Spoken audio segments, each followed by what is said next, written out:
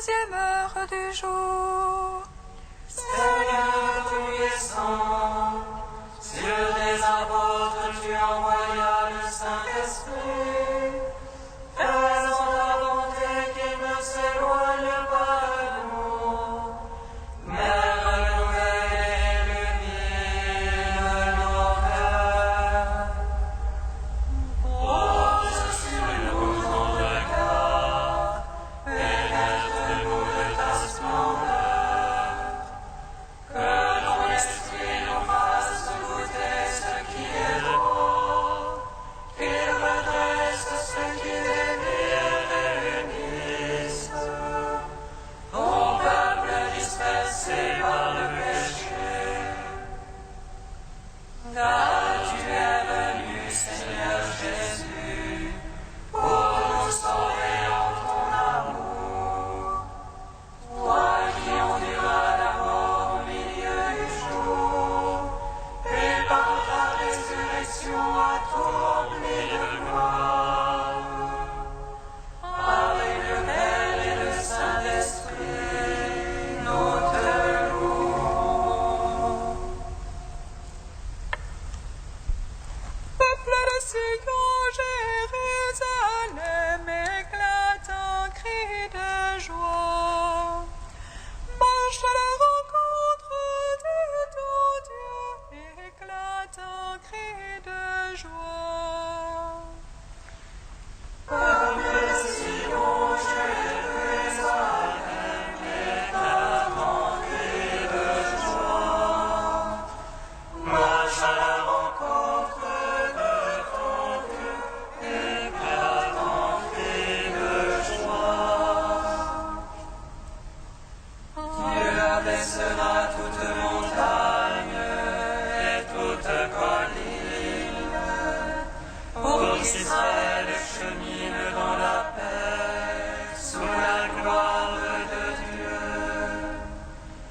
Et des arbres et des forêts feront de l'ombre pour Israël. Dieu guidera ses enfants dans la joie et dans la lumière. Peuple de Sion, Jérusalem, éclate en cri de joie. Marche à la rencontre de ton Dieu, éclate en cri de joie.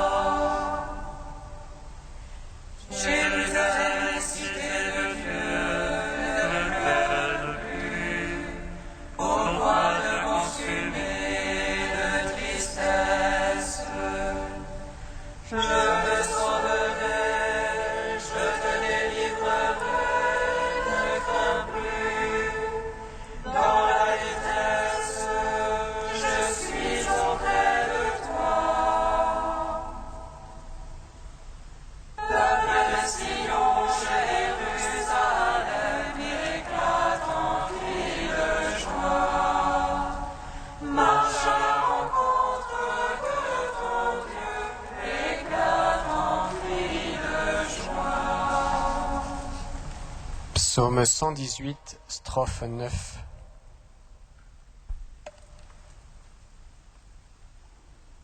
Le ciel et la terre passeront, tes paroles, Seigneur, ne passeront pas. Le ciel et la terre passeront, tes paroles, Seigneur, ne passeront pas. Tu as fait du bien à ton serviteur, Seigneur, selon ta parole. Apprends-moi le bon sens et le savoir, car j'ai foi dans tes ordres. Avant d'être affligé, je m'égarais. Maintenant, j'observe ton message. Toi, le bon, le bienfaisant, apprends-moi tes volontés. Les superbes m'engulent de mensonges. Je garde tes préceptes. Leur cœur est épais comme la graisse. Mais ta loi fait mes délices. Un bien pour moi que d'être affligé,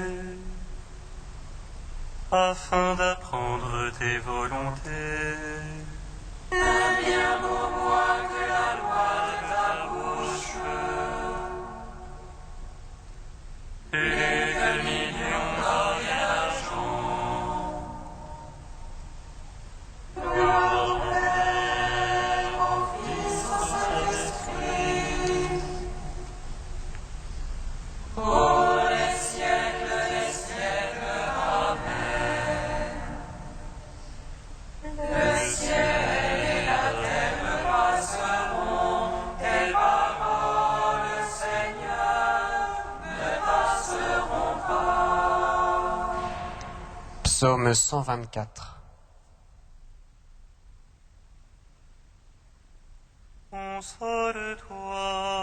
Console-toi, mon peuple.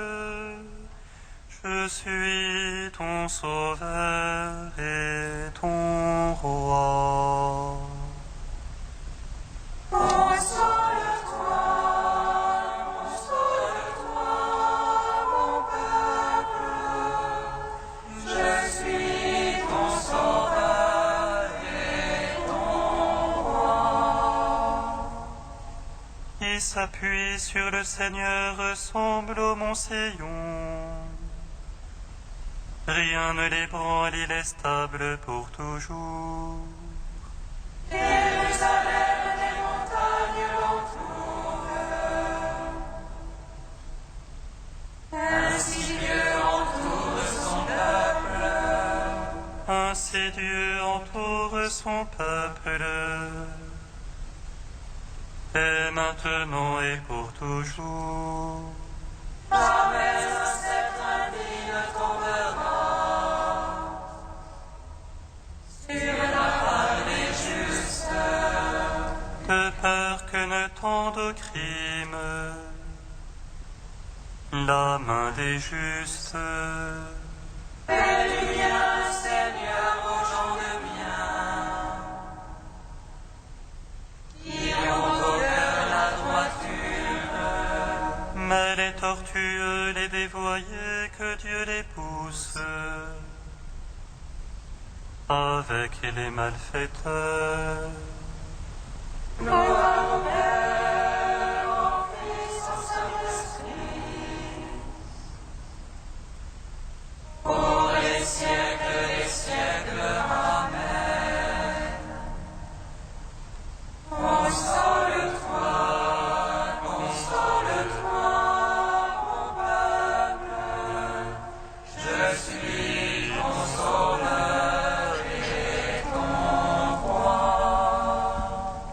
Psaume 125. Quand le Seigneur amena nos captifs, nous étions comme en rêve. Notre bouche s'emplit de rires et nos lèvres de chansons. Et l'on disait chez les païens merveille. Que fit pour eux le Seigneur?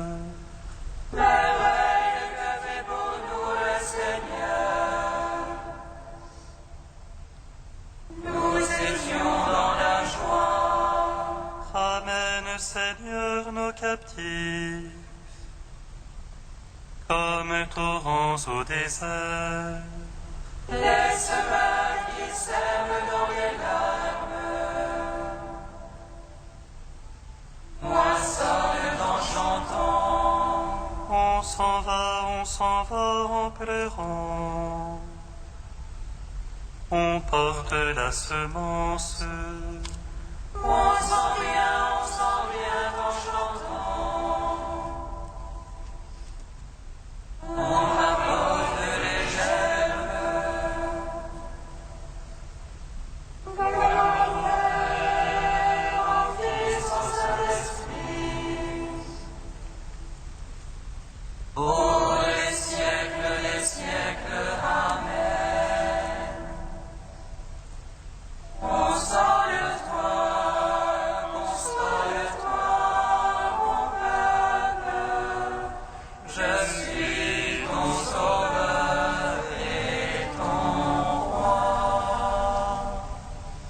Cantique d'Isaïe 41, deuxième partie, page 284. Ne crains pas, Jacob, mon serviteur, Israël chétif vermisseau. Moi je viens à ton secours, oracle du Seigneur, le Saint d'Israël est ton Rédempteur. Les miséreux et les pauvres cherchent de l'eau et rien, leur langue est desséchée par la soif. Moi, le Seigneur, je les exaucerai, Dieu d'Israël, je ne les délaisserai pas. Sur des monts chauves je ferai jaillir des fleuves, des sources au milieu des vallons. Je transformerai le désert en étang, la terre aride en fontaine. Dans le désert, je mettrai du cèdre, de l'acacia, du myrte et de l'olivier. Dans la steppe, je planterai du genévrier, du platane et du cyprès côte à côte.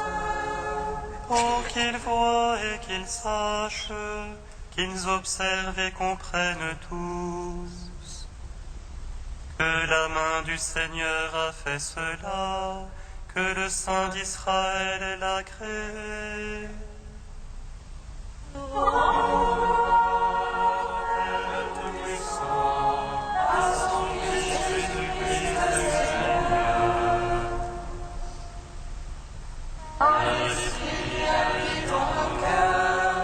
Pour les siècles des siècles. Amen.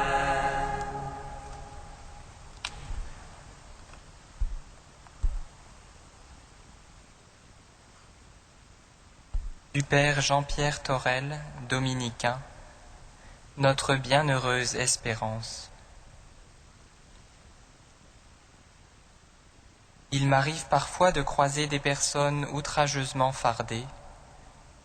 On peut apprécier cela diversement, mais au-delà de cette façade, je suis souvent frappé par l'inquiétude et même l'angoisse du regard.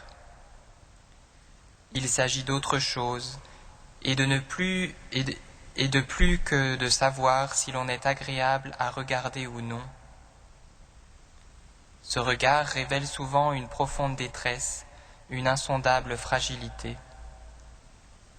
Des êtres qui ne savent pas s'ils sont aimés, qui ne savent pas qu'ils sont aimés. L'Avent nous invite à attendre dans la vigilance et la prière, à demeurer ferme et solide dans l'attente de la venue du Seigneur. Solide, le sommes-nous beaucoup plus que ces personnes? Peu de choses suffit à nous troubler, à nous enlever la paix de l'âme et parfois la joie du cœur. À plus forte raison s'il arrive un vrai coup dur. Dans un cas comme dans l'autre, il faut puiser ailleurs notre force. Ailleurs, où donc, sinon dans le Seigneur? C'est lui qui vous fera tenir solidement jusqu'au bout pour être sans reproche au jour de notre Seigneur Jésus-Christ.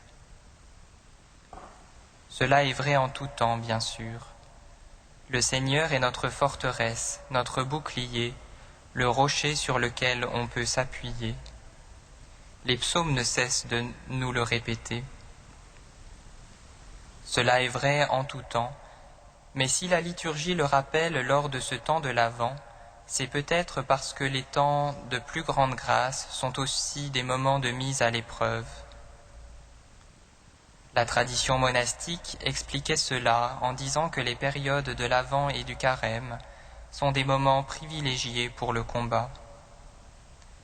Ces temps forts liturgiques sont des moments où nous sommes provoqués à nous ressaisir, à raviver notre fidélité, à progresser vers celui qui vient. Lui qui est fidèle ne nous envoie pas d'épreuves qui seraient au-dessus de nos forces.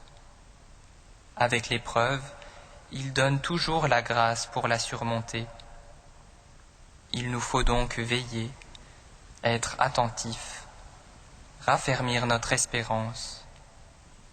Notre regard sera alors plein de la confiance de celui qui aime et qui se sait aimer.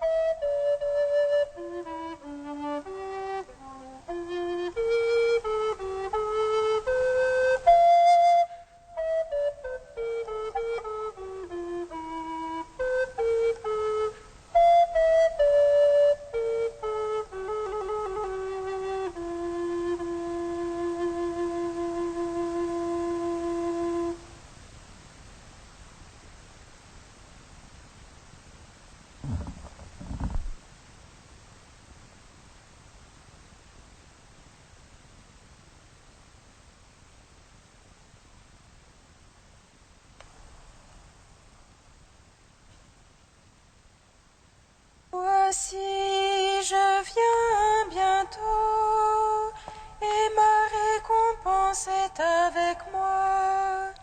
Je donnerai à chacun selon ses œuvres. Voici, je viens bientôt, et ma récompense est avec moi. Je donnerai à chacun selon ses œuvres. Ceux qui mettent leur espérance dans le Seigneur trouvent des forces nouvelles.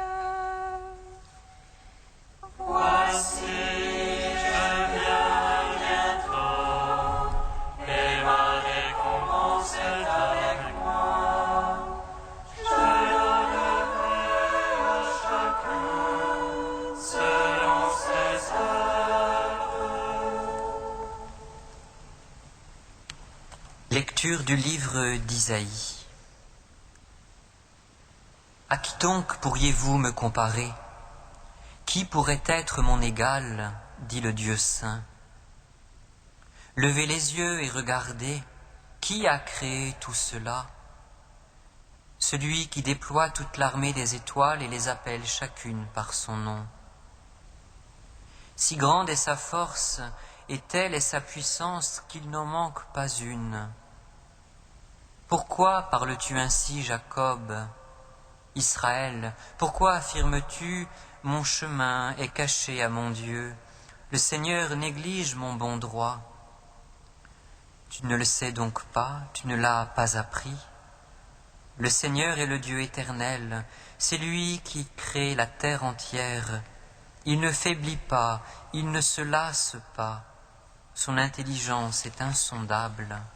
Il rend des forces à l'homme épuisé, il développe la vigueur de celui qui est faible. Les jeunes gens se fatiguent, se lassent, et les athlètes s'effondrent. Mais ceux qui mettent leur espérance dans le Seigneur trouvent des forces nouvelles. Ils prennent leur essor comme des aigles, ils courent sans se lasser, ils avancent sans se fatiguer. Dieu est Dieu. dans les siècles des siècles.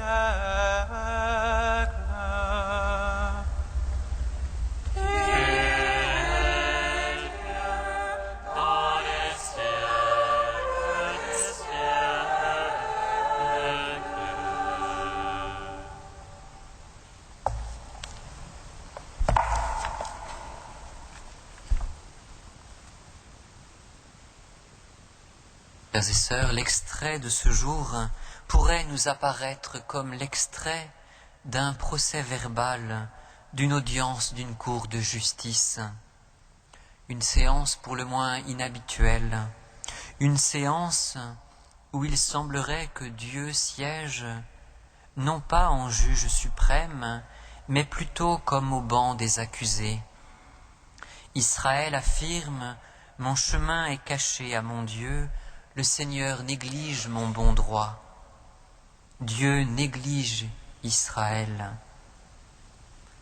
Dans cet extrait d'audience, la parole est à la défense qui semble tenter, bien sûr, de répondre à l'accusation. À travers questions et affirmations, la défense, comme dans tout procès, tente évidemment d'innocenter l'accusé. Non, Dieu ne néglige pas Israël. Face au Dieu de Babylone, Dieu n'est pas impuissant. Il est le Dieu éternel et créateur. Il a placé la voûte céleste et créé la terre. C'est lui qui aujourd'hui encore les maintient dans l'existence sans faiblir ni lassitude. Il ne connaît pas, comme peuvent l'expérimenter les hommes, la défaillance, la faiblesse. Comment Dieu, si puissant, pourrait-il connaître la lassitude et négliger Israël?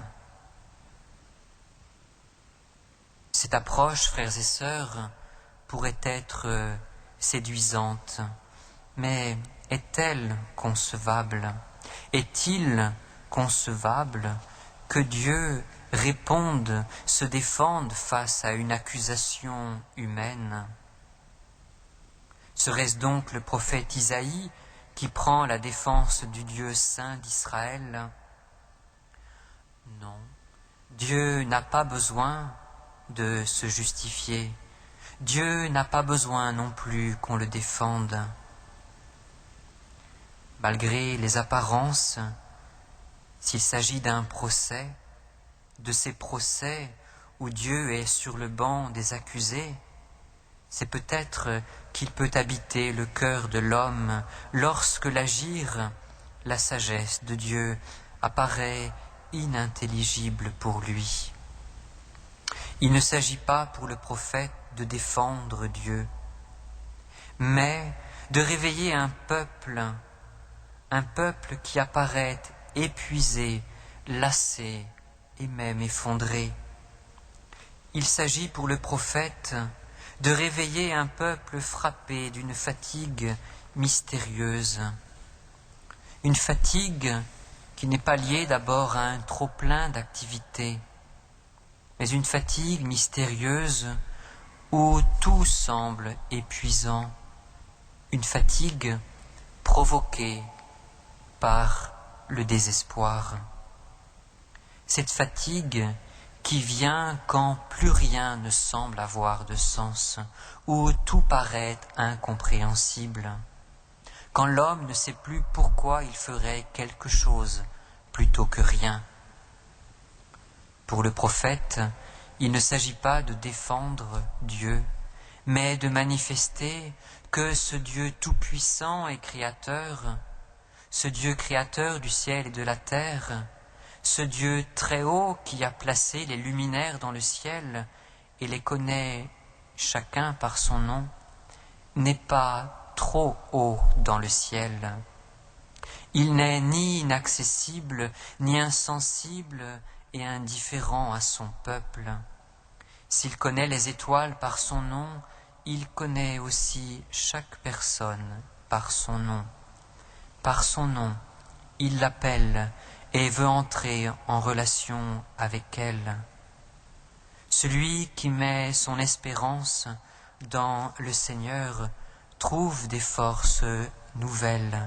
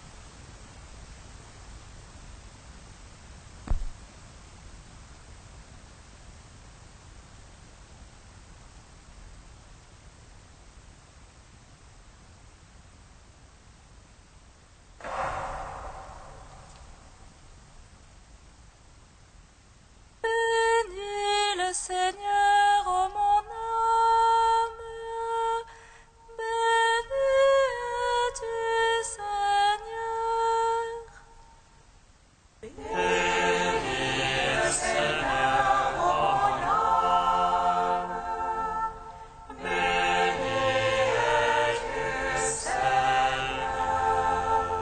Sois béni, ô Père, Créateur du ciel et de la terre.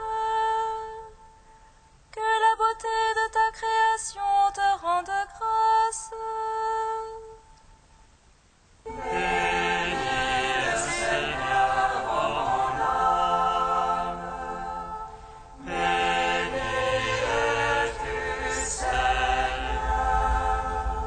Sois béni, ô Christ, pour tous ceux que tu appelles à te consacrer leur vie.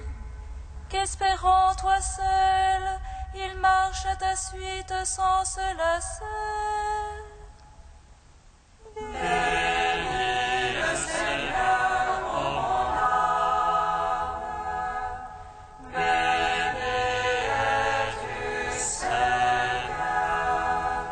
Sois béni, Esprit Saint, toi qui emplis la terre de ton amour. Viens renouveler la force de ceux qui espèrent en toi.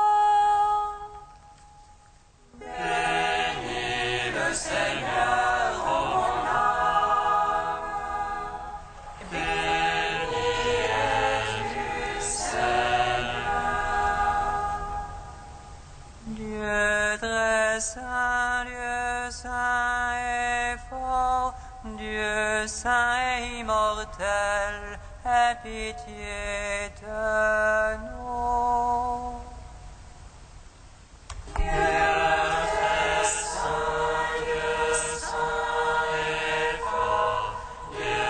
Saint et immortel, aie pitié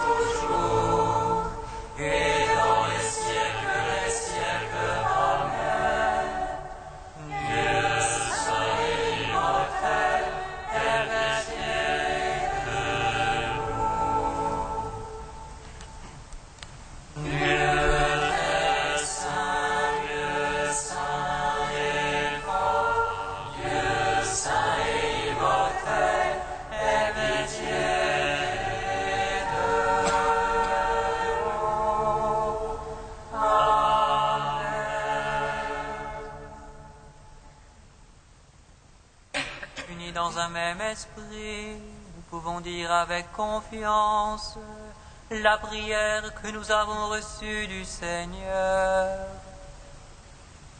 Notre Père, qui es aux cieux, que ton nom soit sanctifié,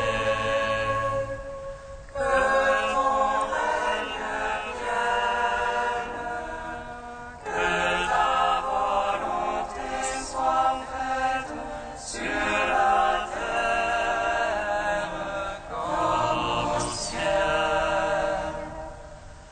Donne-nous aujourd'hui notre pain de ce jour. Pardonne-nous nos offenses, comme nous pardonnons aussi à ceux qui nous ont offensés. Et ne nous soumets pas à la tentation, mais délivre-nous du mal.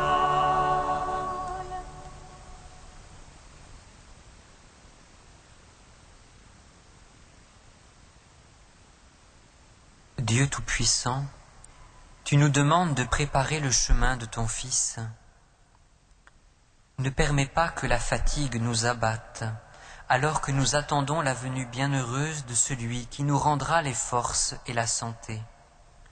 Lui qui vit et règne avec toi et le Saint-Esprit, maintenant et pour les siècles des siècles. Bénissons le Seigneur. Nous rendons grâce à Dieu.